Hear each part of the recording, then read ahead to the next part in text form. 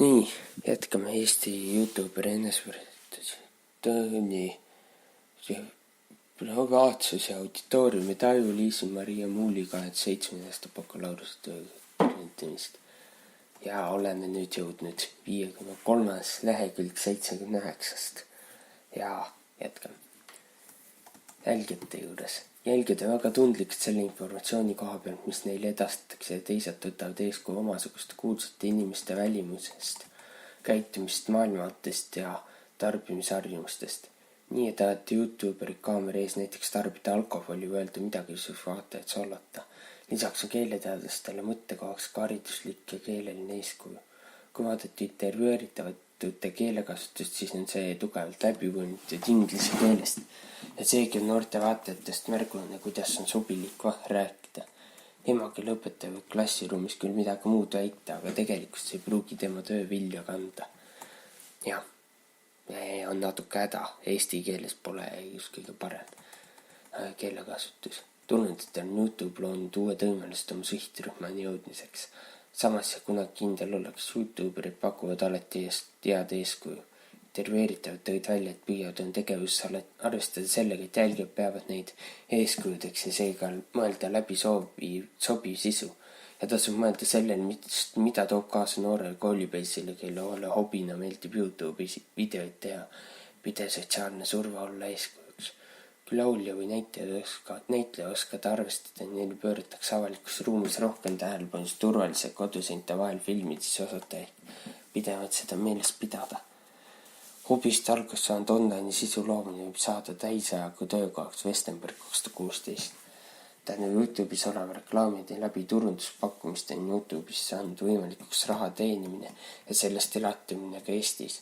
Ainuüksi raha teenimise ja kuulsuse pärast YouTube'i olemist pidasid intervjueeritud valeks eesmärgiks YouTube'is tegutsemiseks, kuid ideoblogi ja karjääriga loodeti jõuda nii kaugel, et saaks mugavalt elu elada pelgalt YouTube'is ja mujal sotsiaalmeedias tegutsedes.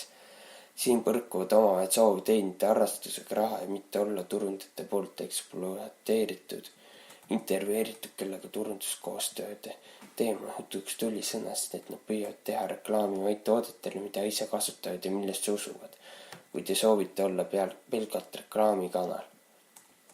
Enne teadlikult YouTuberiks hakkamist peaks kindlasti läbi kaaluma kõik erinevad aspektid, mida platvormi sisuloom tootmine enda kaasa toob. Kuigi YouTuberi ja raha teenimine sellega võimalik kaasnev sotsiaalmeedia kuulsus võib näida ideaalse eluna, siis tegelikult on väga palju peidus kohti ja varjukülgi. Näiteks on noored lapsed ideaalina iseenesest kui kuulsust sotsiaalmeedias mõelda, kui edukaks nad küllaki lihtsa viisi saada võivad. Samas räägid nendest, kes raske töö tulemusel kuigi kaugele ei jõua ja lõpetavad videote tegemise. Samuti ei ole minu hinnangul Eesti kontekstis võimalik, et meil on sadu YouTuberi, kes teenivad väga hästi elatist. Pigem on üksikud need, kes tippu jõuavad soovitud raha teenivad. Illusioonide loomine sotsiaalmeedia kaudu tehti lihtsamaks kui kunagi varem ja seal nähtavasse tohiks suhtuda kriitiliselt. Ka lapsevanemad peaksid olema teadlikud, mida meedium endast kujutab, mida kanalis seal täpselt tehakse. Ühest küljest on YouTube väga hea võimalus ennast loominguliselt väljendada, võimalus rahuldada tähelepanu vajadust ja saada sotsiaalset tunnustust, kuid igapäevelu filmist tuleb mõelda sellele, kuidas ennast esitleda, kes noort inimest jälgib, kuidas privaatsust säilitada ja vältida ebameeldivaid tagajärgi.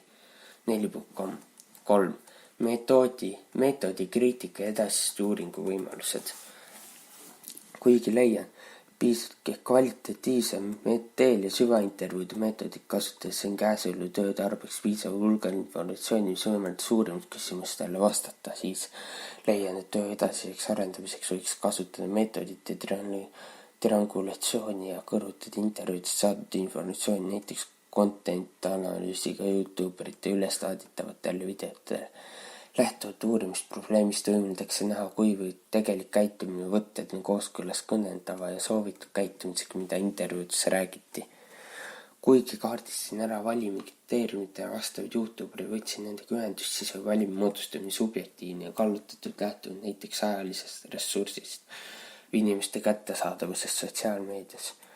Intervjueeritavateks said inimesed, kes said minu poolt välja pakutud ajaperioodi jooksul valmis suulisi intervjuusid andma. Küllaki keeruline ei saada YouTubereid nõusse intervjuud andma, kuigi lubasin neile anonüümsust mitmel juhul olnud intervjueeritu nõus või sooviti vastuseid anda kirjalikult.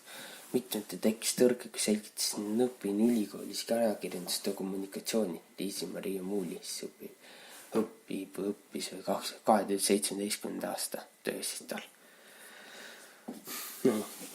Kui mind nähti kui ajakirjanikku ja sooviti, et nende isiklikku elu kajastatakse meedias peamiseks põhjenduseks toodi ajapuudust soov mitte avalikult enda kohta niivõrd palju rääkida või ka asjaolu, et end ei tunta kui YouTuberit. Samuti saab välja tuua valimit kitsendavate kriteeriumite tõttu ja minu valimist välja mitmeid YouTuberid, keda samuti oleks huvitav uurida. Kuna ei soovinud oma tööfookust liialt palju hajutada, siis välja valimist näiteks mitmed suure jälgiskonnaga eestajaid, kes teevad videod vene või inglise keeles. Kui minu valima moodustasid YouTuberid, kelle ümber on koondunud küllaki suur püsijälgiskond, siis oleks huvitav uurida alustatavaid ja väikse jälgiskonnaga YouTubereid, et mõista, kuidas nemad näiteks privaatsuse teemade üle mõtlevad. Vahel veel võib välja tuua, et valimist jäid kõrvale YouTuberid, kes see tänaseks peaks videot tegemise lõpetanud. Huvitavaks uurida, kuidas nende YouTuberiks olemine mõjutanud nende edasist elukäiku ja põhjusel, miks videote tegemine lõpetati. Andmete kogumiseks tundsin mõne intervjuu puhul, et minu intervjueerimisoskused pole veel piisavalt head. Seda eriti nooremate valimisse sattunute puhul, kuna intervjuudes esines selge erinevus selles osas, kui palju suutsid erinevas vanus noored oma tegevust lahti mõtestada.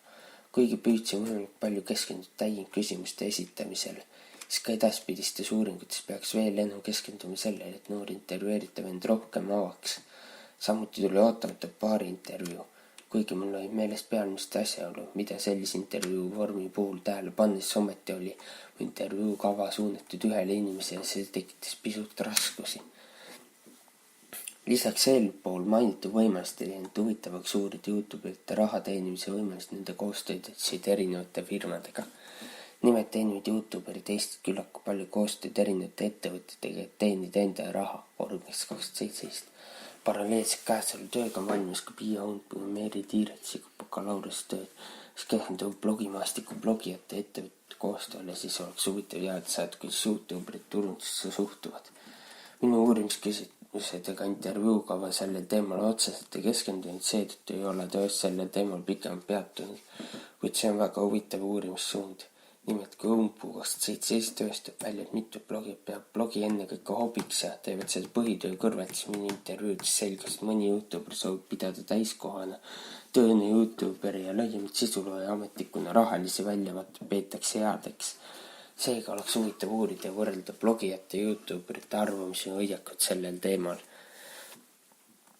Kindlasti saab teha 10 intervjuu põhjal üldistavaid järeldusi kogu YouTuberite populatsiooni, kuid tänu neilt saadud informatsioonile saab näha peamist suundi, kuidas Eesti kontekstis praegusel ajal YouTuberid end presenteerivad ja auditooriumi tajuvad ja kui oluliseks peavad privaatsust puudutavad teemasid. Teema väärib kindlasti edasist uurimist ja mitte ainult YouTuberite seas, vaid ka laiemalt mikrokuulsuste hulgas. Näiteks minu jaoks tõusis esile privaatsuse kaitsmise temaatika, kuni YouTuberite räägitud lood privaatsuse rikkumisest olid hirmuäratavad. Kokkuvõte. Bakalaureusetöö eesmärk oli uurida Eesti YouTuberite eneseesitusjõud strateegiad auditooriumi tajuvist ja seda, kuidas privaatsust online'is mõistetakse, mida tehakse privaatsuse kaitsmiseks. Eesmärkid saavutatakse kasutades semi-struktureeritud süvaintervjuud ja intervjueeritud 10 Eesti YouTuberit, kes postitavad eestikeelse videod ja omavad YouTuberi kanali üle 7000 püsijälgija. Kvalitatiivse temaatilise sisuanalüüsi põhjal võib öelda, et videote tegemist kasutatakse väga mitmest erinevast strateegiat ja sisuruum on läbimõeldud eesmärgipärane tegevus. Strateegiat kasutatakse näiteks enese meeldivamaks presenteerimiseks, privaatsuse kaitsmiseks, auditooriumile kasvatamiseks, eeskujuks olemiseks. YouTuberid tegutsevad peamiselt selleks, et ennast loomingusse väljendada ja pakkuda auditooriumi meelelahutust.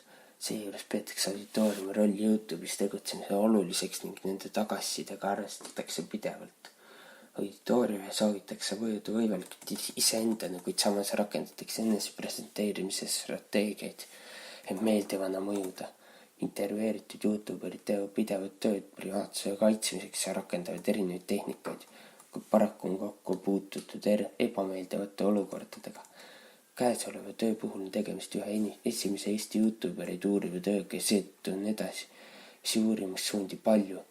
Tõenäoliselt näha, et online-platvormidele sisuloojad võitlevad olukordadega, milleks ei osata valmis olla ja seda huvitavam on edasi uurida edasi sellest tööst selgunud tulemusi. Samuti mikrokuulsuste tegevuses üha enam tõusmas rahaline dimensioon, mida mina oma töös põhjalikult ei uurinud, kui kindlasti tasuks seda uurida. Tänan südamest tööandab Maria Murumaa-Mengelik, kellelt siin põhjaliku jagasid palju kasulikke nõued, mis aitas kaasa bakalaureustöö valmimise, ehk siis seda ütles Liisi-Maria Muuli. Tema bakalaureustöö oli 2017. aasta ingliskeelne kokkuvõte, summary. Mida ma ei tea, on vaja lugeda või ei ole. Ja siis kasutada kirjandus. Mul tuleb teha enam samasugune töö.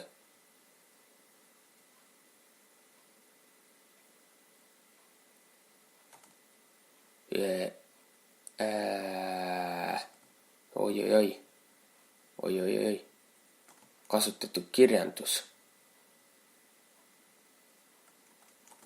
Alates lehekülg 60-79.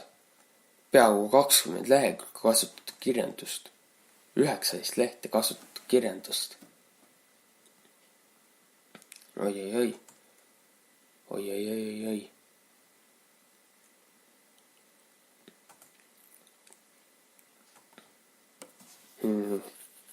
Aga